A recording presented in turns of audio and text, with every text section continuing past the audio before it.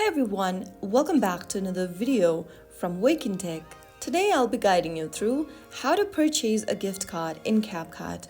To purchase a gift card in CapCut, first of all, open up the CapCut application on your mobile device. Once you do that, make sure to log into your account as well, and then tap on the Me button at the bottom right-hand corner.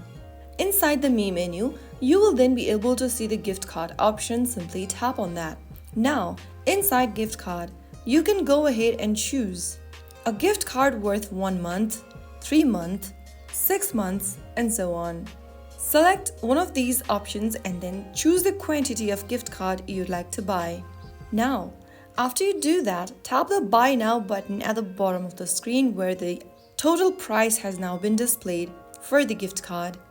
After tapping on Buy Now, follow through the payment process from your App Store or your Google Play Store, and then after you complete the purchase, you will then be able to buy the gift card in CapCut. And that's how you easily purchase a gift card and use it in CapCut.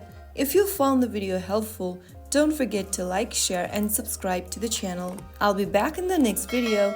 Thank you for watching.